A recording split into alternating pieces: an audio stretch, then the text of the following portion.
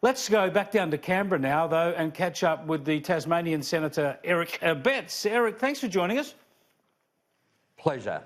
Look, I made sure that we sent to you that statement from the Conversation website, because this just astounds me.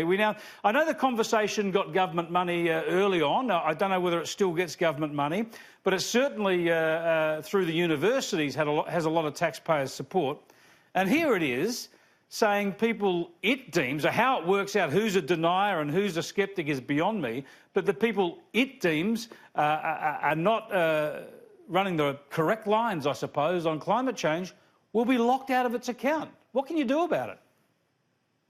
Well, it won't be a conversation, will it? No. They call themselves a conversation, but they're unwilling to engage in a conversation. This is totalitarianism at its very worst. When you're not willing to listen to another point of view, or indeed, like myself, an agnostic point of view, that is willing to accept that there are scientists, men and women of good faith, on both sides or all sides of this complicated issue, then one wonders, why would you want to shut down those men and women of good faith in the scientific area on one particular side?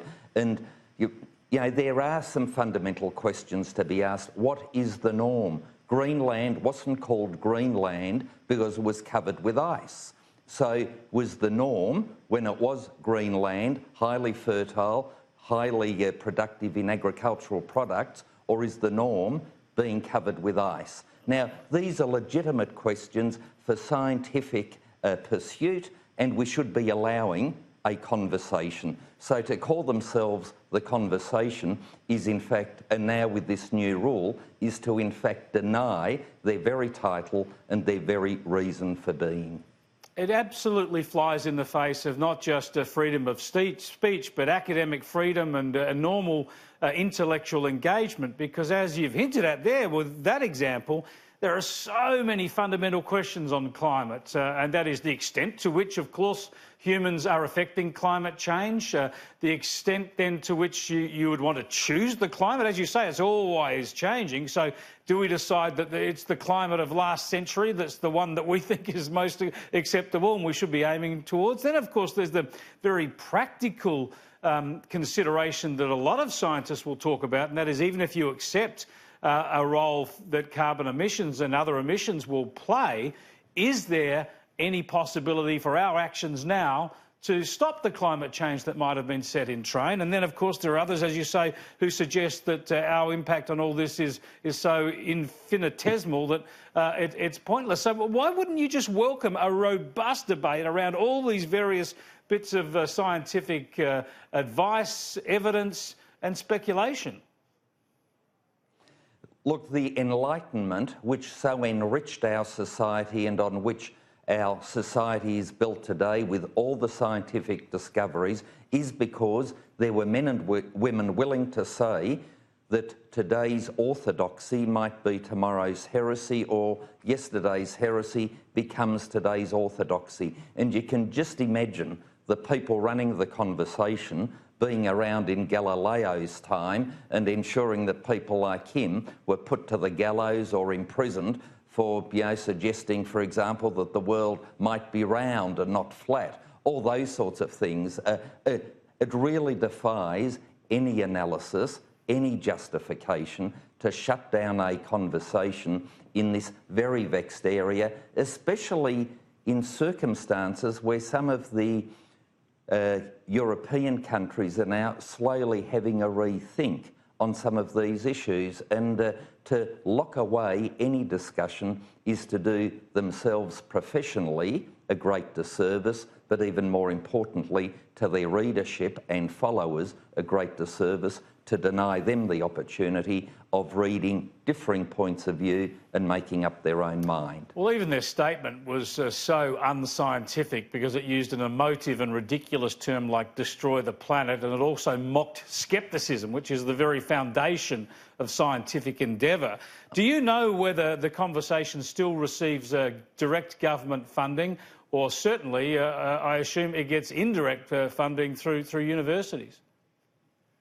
That I don't know, but be assured after you sent me that article. I will be pursuing that as a matter of some interest, because the taxpayer's dollar should not be used for this sort of one-way street. It should be for a genuine conversation, and to have a conversation, you actually need two people to be engaged in it. Well, so just following that up, will you be trying to ensure that no taxpayers' dollars go to the conversation, or would you be trying to use the relevant minister, in this case perhaps the Education Minister, to use that funding as leverage to say that they won't get their funding any longer unless they allow access to a plurality of views? I dare say the funding was provided on the basis of it was a conversation, as the name of the publication suggests. And if it's just going to be a one-sided, one-way street, not living up to its name, one assumes not living up to its fundamental principles. As a result, if there is federal funding, it should be reviewed. Yeah, perhaps it should change its name then. If it's only going to be a one-way conversation, perhaps instead of the conversation it should be called the rant or the sermon. Yeah, or we know best, no other views needed.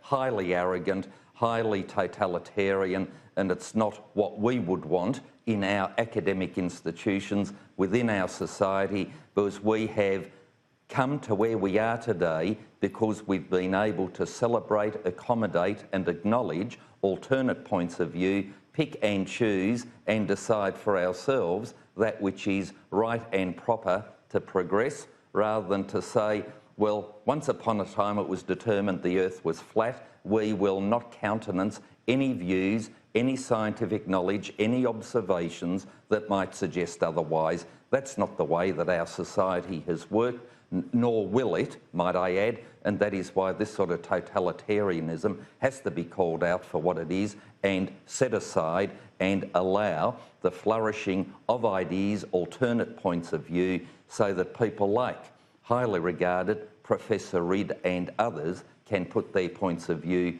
to the community and let the community decide. Eric Abetz, you've been a leading proponent on the need for religious freedom laws. The draft bill's out there. Are you happy with where your own government is going in this area? I want to preserve any specific commentary. Suffice to say, the Attorney-General has held a very good consultative process. I would call it exemplary. He's continuing to consult and deal with the issues with MPs and stakeholders. He is listening, and I've been very impressed by the process, and I'm looking forward to, if you like, the final draft, and I'll wait and see and reserve my judgment until then, but I don't want to be in the public domain saying this has to be in it or that has to be out of it, because at the end of the day I suspect there will need to be some compromise by everybody, but the one thing we clearly do need is the protection of religious freedom. The Human Rights Commission itself has determined that there's a hole in our legislative framework here. Prime Minister Turnbull at the time promised it. The Labor Party said religious freedom was just as important as same-sex marriage. We've got same-sex marriage. It's now important that the other part of that equation be delivered, namely religious freedom. So you'll be taking up your concerns in the party room? Look, privately with a group of us that are working on it, and might I compliment people like Senator Amanda Stoker and Senator Fierravanti Wells, Senator David Fawcett and others who are working collegiately with the Attorney and his office to ensure that we come to as good a landing on this issue as possible, keeping in mind that protecting religious freedom isn't only about protecting religious freedom, it is in fact genuinely about protecting freedom of speech, freedom of belief and freedom of association. There's a paradox, though, here, Eric, isn't there? Yourself and those other Conservative MPs you mentioned would have all been in the past critical of the Australian Human Rights Commission and the way it interprets various non-discrimination laws across race and other issues, gender and the like, yet here you are pushing for those same sorts of powers when it comes to religion. Look, Chris, you are right. I'm one of these people that believe that we were well served by the common law. What successive parliaments have done is to pick out of UN conventions sex discrimination, disability discrimination, age discrimination, race discrimination, you go on with it, but the area of religion has been studiously and unacceptably avoided up until now. And all these freedoms and rights are in fact intertwined, and to just legislate for one or the other, but not some others, really does leave us with a legislative hole. And given that we've now gone down the track this far, it stands to reason that unless we repeal all the discrimination laws and go back to the common law, we need to fix up the religious element, and that is where I believe the government is on the right track to seek to legislate in this area. One in, all in. Thanks for joining us, Senator Eric Abetz.